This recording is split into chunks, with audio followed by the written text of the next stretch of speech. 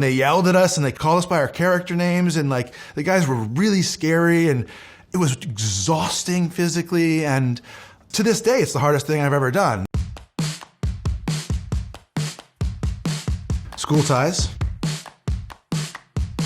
I was playing like this anti-Semitic bully, and it seemed like those were the roles I was kind of getting cast as, which was like bad guys all the time. It's so hard to find decent help these days, you know? Can't you move any faster, please? If you care to step outside, I'll show you how fast I can. David, come on! David, come on! David! Obviously, I knew Matt, and that was fun, and I got to know, you know, Anthony Rapp and Chris O'Donnell and Randall Battenkoff and Brendan Fraser and those guys really well, and it was definitely like a sort of thrilling moment because it was the first real movie. Like I knew it was actually going to come out, you know, that I was going to be in. It was a little frustrating to have such a small role and for it to be so relentlessly unpleasant, but take what you can get, I guess. Dazed and Confused. And you, get the hell off my property. Oh, well, I'm sorry, ma'am. I was just escorting your fine young son home from school. There were some ruffians about, and I... Oh, and Mitch, Carl, we'll be seeing each other again. What were you channeling for the O'Bannon character? I remember reading at one time that you wrote "fuck you" on the paddle yourself. I don't know if that was me or if that was Rick's idea. I can't remember, but Rick encouraged everyone to like write their own stuff, to, you know, try their own scenes, like, which is kind of amazing to me that he gave us all that much freedom. It was a little bit disappointing to be like the only unlikable character in a movie full of incredibly likable people, but it was kind of a lot like what it looked like, you know, sort of like a bunch of young people having fun, mostly working nights, sort of running around. Feel like we were sort of making it up as we went along, and as I look back, I'm amazed that Rick was so comfortable with that, given like how much you need to schedule movies and plan them out and know where you're gonna shoot. But he was really fluid, and he created a great creative environment, and it was definitely the movie where I got the sense that like, this is something, you know, it's kind of was demystified. Like I could do this, you know what I mean? And maybe we could make our own movie. And he was very inspiring in that regard. Chasing Amy. Alyssa, there isn't another soul on this f***ing planet who has ever made me half the person I am when I'm with you. And I would risk this friendship for the chance to take it to the next plateau, because it is there between you and me. You can't deny that. That was the first time that I was like, got to play a full sort of developed leading role, and also got to play kind of a range of emotions and express myself emotionally, and had this speech about being in love with her. And it was really an interesting experience because we had so little time that we had to kind of rehearse like a play. So we rehearsed the whole thing all the way through a bunch of times. So we just knew the thing back to front. And when we shot, it went by really fast, you know what I mean? And we shot on 16, and I don't even remember, 20 days or something like that. And I guess I kind of thought maybe there would be that much rehearsal on most movies. You know, I didn't realize that was a totally unique experience. I slept on Kevin's couch. We all sort of bunked together, and, you know, we all wore our own clothes, and it was definitely that sort of indie era feel, you know, and he had made Clerks, so he was already kind of famous in the indie world, you know, and Rick had already made Slacker when I worked with him. So both those guys I kind of looked up to and admired as sort of DIY filmmaker models. What did you say?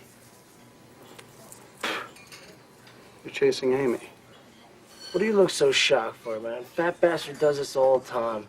He thinks just because he don't say anything, it'll have some huge impact when he does open his fucking Jesus mouth? Christ, why don't you shut up? Kevin was a big inspiration to me, both like because he was able to do all this stuff, and he also was very specific about his writing. He was very text-oriented, you know, it was not like, he was the opposite of Rick in the sense of like, there was no improv, no changing anything. He wanted the writing to be exactly as he kind of laid it out. And not only that, but in some cases, he had like the inflection in mind that he wanted you to use. And I didn't know any better. I didn't know that you weren't supposed to give actors line readings. So I was just like, okay, I'll say it like that. We ended up just becoming friends. And I think ended up doing like 6 movies with him or something like that. And you know, he's my friend today, and I really love him. And he really wore his heart on his sleeve, you know what I mean? He was a caring and thoughtful and empathetic. And it was really like made a big impression on me that this was a guy who was making films when I thought you had to be much older and much more experienced and much more, I don't know what, have more gray hair or something. I thought, well, if Kevin can do it again, like that was right around the time when we were working on trying to get Good Will Hunting made, and he was a big inspiration and he helped us with that, and so that was a big part of that. Good Will Hunting. Most of the writing for Good Will Hunting was done improv style. We knew we wanted to do the sort of Reservoir Dogs, Slacker, Clerks version of a movie, and the way you did that was to do it inexpensively. And so we deliberately wrote a movie that was mostly people talking in rooms, and we wrote a part for, what we knew would be the person that would get the movie financed, because we knew that wasn't us. And so we tried to write some monologues that would appeal to somebody famous. We didn't even know anybody famous at the time, so it was all sort of guesswork. And mostly it was done because we had nothing else to do. We lived together, we were going to auditions, and a lot of days would go by when we just were hanging out. So we would talk about it, and it evolved quite a bit and changed quite a bit, but some of it is like still those early improvs that we did, and we would tape record and then go over the tape and pick out the good parts. So when are you done with those meetings? Like the week after I'm 21. Yeah, they gonna hook you up with a job or what? Yeah, fucking sit in a room and do long division for the next 50 years. Yeah, probably make some nice bank though. It was odd that we even thought that we could do this. You know what I mean? That it was something that was possible or that would ever happen. I think we were young enough to be just sort of inexperienced enough to just sort of think, maybe it'll work, instead of realizing how stacked against us the odds were. It was definitely like, some of those early indie movie experiences that made me feel like maybe with the right luck, this could happen. And it did, mostly due to our agent, Patrick Weitzel, who kind of made people believe in it and got people the script. And that was the biggest hurdle that movie had to get over, was kind of, to get in the hands of somebody who actually could make a movie. And he was a young agent at the time, he's still our agent, and kind of made his bones on selling Good Will Hunting. I guess we all sort of did. Gus definitely lent a maturity to the movie. It was a little bit adolescent, a little bit naive, in its original sort of form. And because Gus was much older than us and much more mature and more sophisticated and kind of had a better sense of when we were pushing too far, for sentiment or reaching for something, he definitely made the movie real. You don't know about real loss, because that only occurs when you love something more than you love yourself. I doubt you've ever dared to love anybody that much. Robin was just like the biggest star in the world. We just couldn't believe that we were working with Robin Williams. It was like the fact that he was doing it, the fact that we would get to hang out with him and like ride in the van with him and listen to him like tell jokes. We went up and watched him do stand-up once. It was like, the beginning of a very sort of dreamlike fantasy sequence or something, where I was doing all these things were happening in my life that I thought I wanted to do, but never actually really believed would quite come true, and yet there we were with Robin Williams. And I think, he was just coming off like this great run of movies, Awakenings and Good Morning Vietnam. And he was like such a big star. And I hadn't even been around somebody who was famous before. And we would walk down the street and like, people in Boston would be like, Mork for Mork! And I was like, wow, all those movies, and that's what you remember, Mork for Mork, huh? It was a fantasy. He only worked for 3 weeks. And it was like, I remember every single day, every bit of dailies, every bit of dialogue. It was literally a dream come true. Armageddon. Doing Armageddon was so alien to me. You know what I mean? It was like, I had done Chasing Amy so recently, and we did that for $250,000. And I remember thinking like, we could make 400 Chasing Amy's for what we're making this movie for. Those 14 brave souls traveling into the heavens. That man's not a salesman. That's your daddy. It was a really cool experience because it was with all these actors I really respected, like Billy Bob Thornton and Steve Buscemi and Owen Wilson, and there were all these cool people that were doing it. And Liv, who was so great, and Bruce was such a iconic figure and such a nice guy, and he was so generous and kind and fun, and he was kind of the leader of the gang, and Michael had a totally different attitude about filmmaking from anyone I'd ever met before. It was so visual, and he obviously has a very distinctive, iconic kind of style that is like a Michael Bay movie that you can recognize.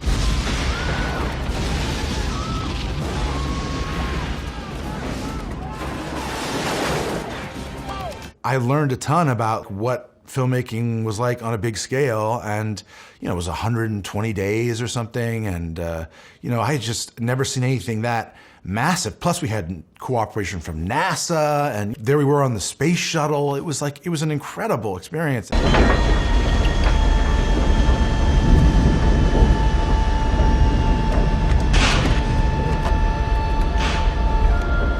I really learned a lot about the sort of professionalism, and from the crew was really excellent.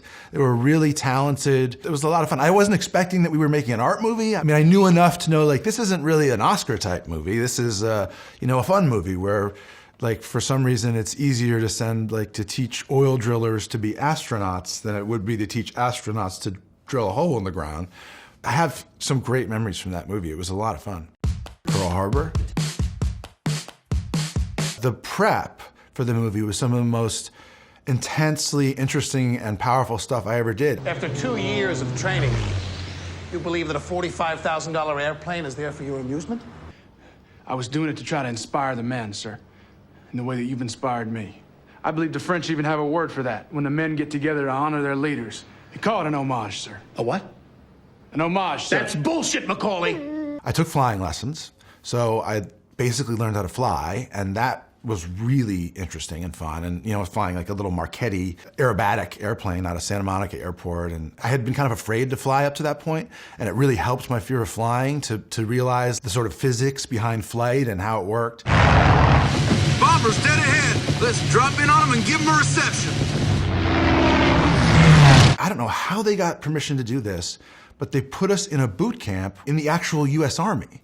So we did this, I think it was Fort Lightning was the name of it, and it was this pre-Ranger training course that basically you did before you went to Ranger school to sort of prepare you for the rigors of that. And they somehow got us all in it.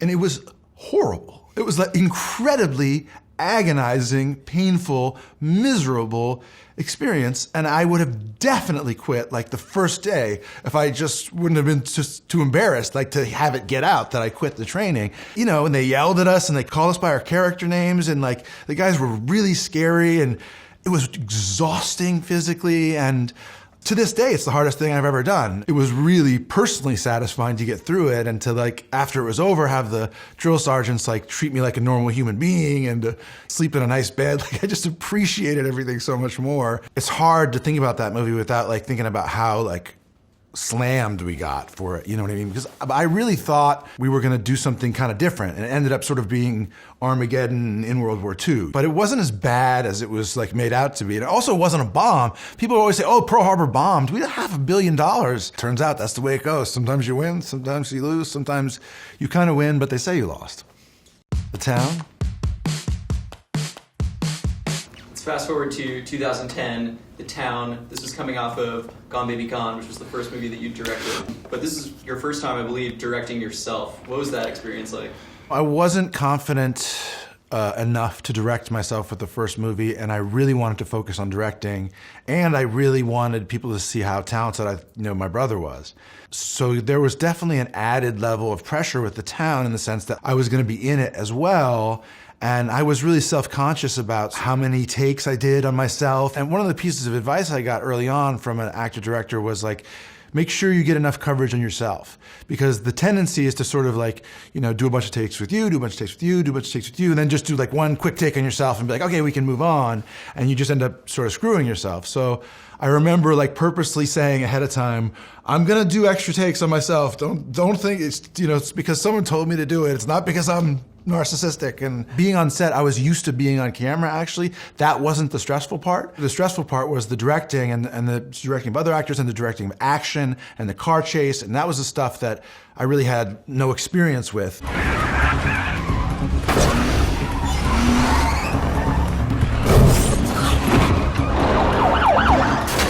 Oftentimes felt like I was, doing on the fly and making up as we went along, and that was what I was really scared wasn't gonna work. That I would be revealed as a bad director because, the car chase wasn't tense enough, or the shootouts weren't realistic feeling, or whatever.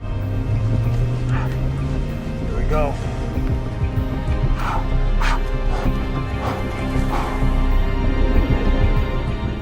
He loomed large over that movie. You know, it was such an iconic movie about bank robbery, and you know, it had such great acting in it, and it felt like I definitely did, you know, tip the hat to the movie because we have a clip of the movie in the movie. But I definitely remember being intimidated by the fact that he had been so good, and thinking that we would be compared to that, and being really nervous about the technical aspects of that movie.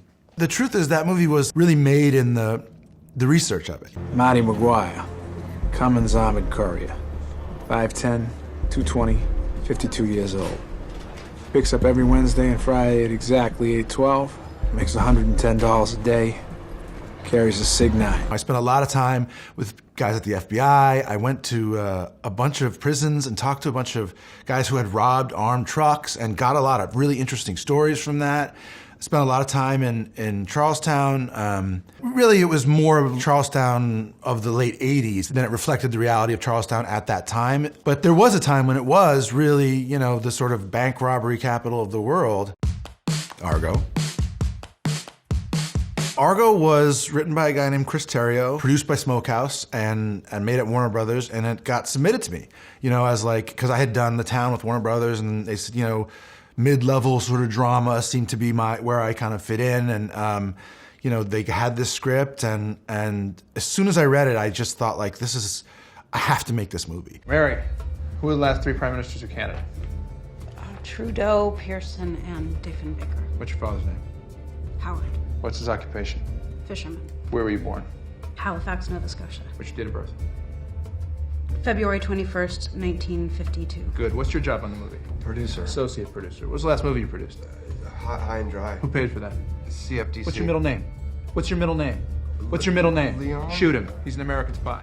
It touched on all these different parts of my life that I was interested in. You know, obviously there's the Hollywood aspect, but also the Middle Eastern studies, you know, major aspect of my life. And it was a part of the world that I thought was really fascinating. And it was an event that I knew a little bit about, but didn't really know as much about. And I had done some research with the CIA around Sum of All Fears. And so I knew that it was a much more sort of bureaucratic place than it was like a sexed up headpiece and rifle, you know, like assassin's den.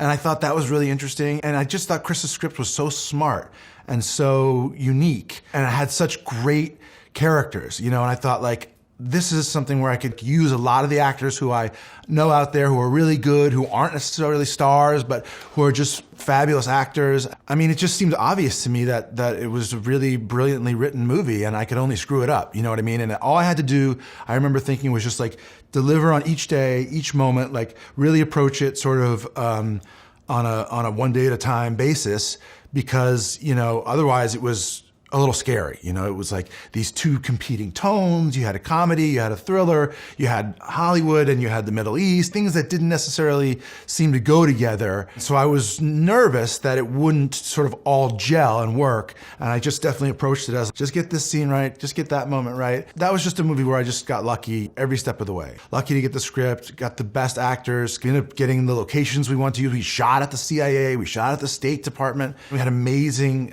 technical people working on it, and an incredible cast and crew. And it was just like, I know that I was the beneficiary of a lot of talented people and a lot of good luck. Batman vs. Superman, Justice League. I don't think I even realized how iconic the character was until I took the job, and like that was a big story. And it happened at the time when the internet was expanding into the movie business in a kind of a different way, you know what I mean? And like the fan sites and the relationship with the fans and the studios and the comic book creators and stuff was changing and evolving. Zach told me he wanted to basically do the tone of the Dark Knight, you know, Frank Miller series, where he's older and he's kind of broken down and more vulnerable. And I thought that was a really interesting approach to Batman.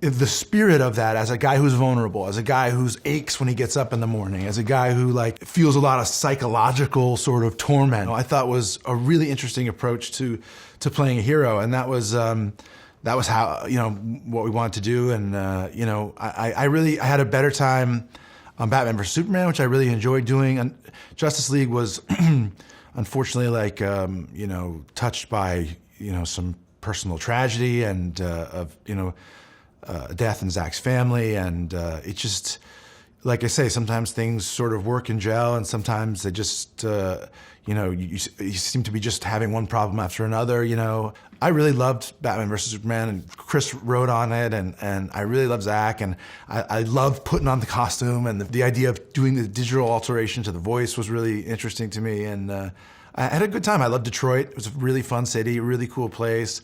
You know, my kids came out and visited me and saw me in the bat suit, and they let me borrow the suit for my son's birthday, and so that was a lot of fun. And I sort of had my fill of that. They said, do you want to direct and star in like a solo Batman movie?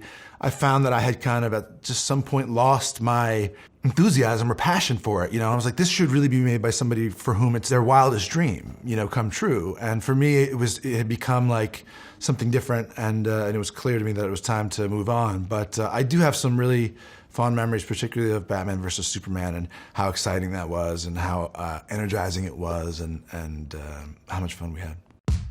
The Way Back.